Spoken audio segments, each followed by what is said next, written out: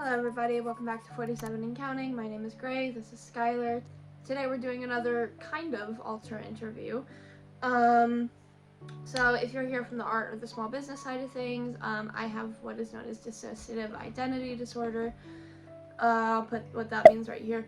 And yeah, I've been having this issue lately. Does it make sense with the questions if I go ahead and explain it? Mm-hmm. Yeah, so I've been having this issue lately where no one seems to be fronting, or we don't know who's fronting. We've just been very dissociative.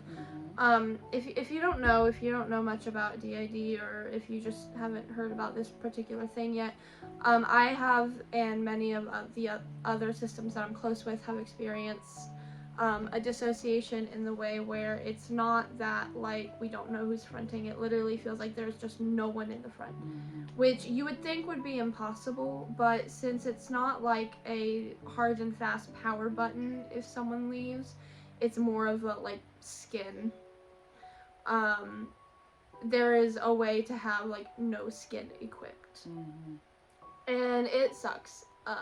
I'll get more into that probably. Alright, Skylar, my friend here, who uses they, them pronouns, they are a singlet. They're gonna ask me some questions. Feel free to explain anything else if you want. Alright, this is called the Gray No One Fronting interview. Question number 1.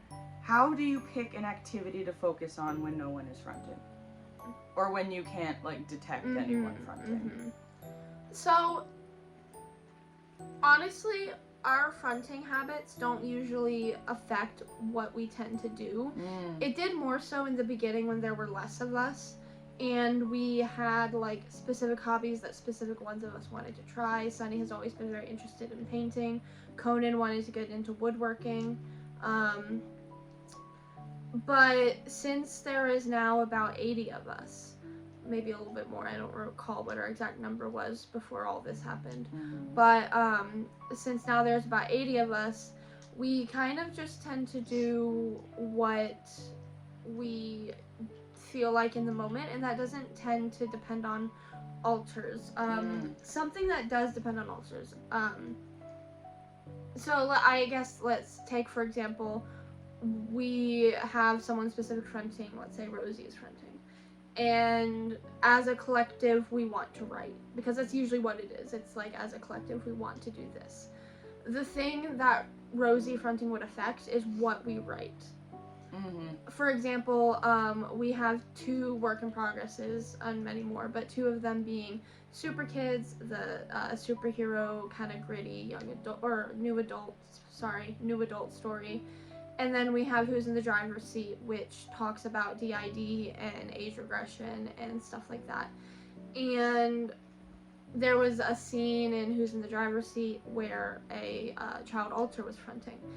And Remy, our alter, was going to write, and all day we thought we were going to write Who's in the Driver's Seat, but Remy doesn't really like kids.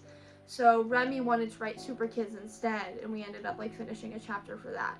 And so it mostly just depends on what we feel like doing in the moment, which doesn't typically, babe, which doesn't typically depend on who the alter is, but the more specific nitty gritty of it can be influenced by an alter. That makes sense. What does it feel like to feel your system and know it's there, but not really be able to access it, or most of it, or however it is for you? It feels pretty bad. It's very painful because something we're considering is if this is a new level of dissociation for us personally, because there is something, I don't know if I've told you about this, but there's something called layers, which is essentially you have, like, the DID system in the body. So in this case you have the 8-bit garden. That is the system. A layer is a system within the same body that is not tied to, in this case, 8-bit garden. And we're worried that we might be splitting a new layer. Because I feel, and we have detected potentially, we've been so dissociated the entire time, this is like a very maybe thing, but we've detected myself, a femme alter, and a mass non-binary alter. So 2, me, myself, the femme, and then a mass non-binary alter. And the only thing that we really share other than dissociation is that we both feel so out of touch and disconnected from the 8-bit garden. We truly don't think that is our system, and we want it to be because we really do love those people, and we still have Stephanie around. Stephanie is still part of whatever layer this is, if that's what's happening. But yeah, all in all, it's just very painful to, like, because we spent the last however long it's been since we realized we had DID building a community within our body and our brain, and now we feel like we've kind of been kicked out of that community. Yeah, that's really interesting. I do. And then this you kind of already answered, but if you want to expand on it, you can. How does this tie into your quality of life? Yeah, it's been really difficult. We've been, something we said in our last vlog is, we are happy when we're busy, but lately we've been busy and not happy. We really do, like, appreciate that we're able to do things and function very well, and that we are, like, we're crocheting all the time, and it's so fun, and that's been great, but it doesn't add into our quality of life as much as it's, like, keeping our head above water. Not knowing who is in the front / potentially being disconnected from the people that we have grown used to being our family, it definitely lowers our quality of life. Because we've described it as being kind of like a shell. We really don't have, like, something we said, I think we said this to Val, we said to our system partner, was maybe it's not something that people on the outside and could tell, like people who, like, don't see me every day or aren't in my head, maybe it's not something that they would be able to notice, but I've noticed a difference in myself, in my temperament, and my moods. I've noticed that I have been more often than not sad or irritable or upset in some way. And to me that ties into being frustrated that my personality isn't here, because I've also noticed that unless I'm acting just fucking weird, I'm not acting much like anything. I'm just kind of being a person, which is, like, wouldn't be indicative in every single system out there, but to our system, each of our alters is so full of very specific personality. It just is indicative in our case. Yeah. Oh, yeah. Alright, that was question number 3. Number 4, second to last question. Do you have any methods of coping when you can't feel anyone fronting? Well, sometimes we do try to trigger easy people to the front. If you don't know, we've worked very hard for quite a long time on how to positively trigger in specific alters. We're not perfect at it. We can't just do this and call whoever we want. But we know that there are certain things that really tie an alter to the presence, and that is, like, what clothing we're wearing and what music we're listening to are 2 big ones. So sometimes we try to trigger someone easy to the front, and by easy, for a great example, Jeremy is our first and main worker bee, we call him. He is a productivity hog, okay? And we've been really invested in our small business lately. So an easy fronter would be Jeremy, because he would be excited to front to work on the business.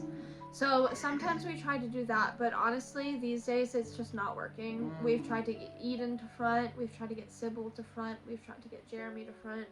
No one's really fronting. We tried Caron.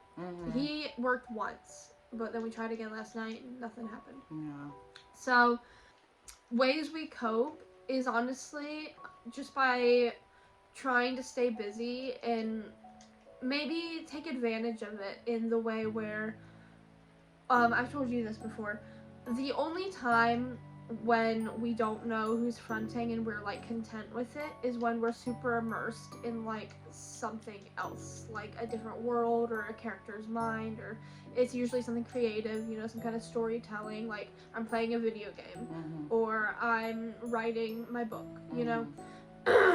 I try to do a lot of activities that require a lot of focus, because if I'm like wanting to sing along to my music too badly, to like count my stitches for a complicated crochet project, you know, I want to take advantage of the fact that I'm really just chilling. And then the final question, do you have any final thoughts for anyone who may be also experiencing this? I would say two things. One, just kind of ride it out. It will get better. There are reasons dissociation crops up. Talk about it with your therapist if you're lucky enough to have one.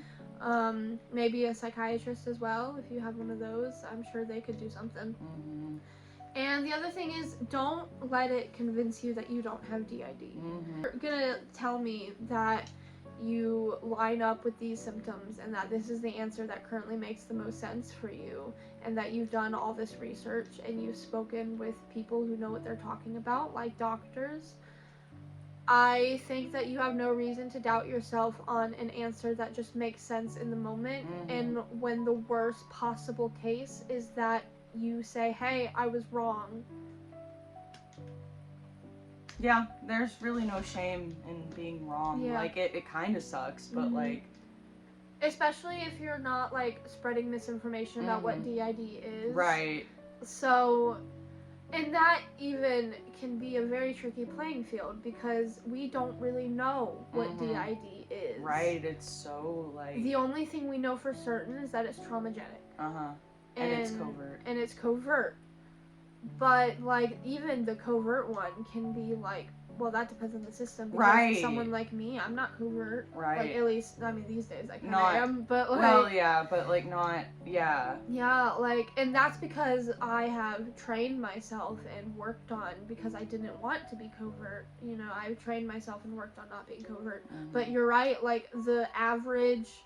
naturally presenting system is very covert.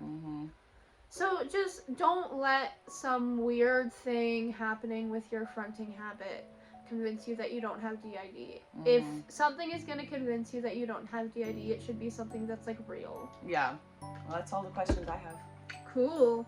Thank you for watching this interview. I hope it was as interesting as the other ones, even though no one is fucking around. Yeah, and I'm excited to get back to doing more mental health content. But I'm still gonna be doing art content too, so. Yay. See you next time. Bye.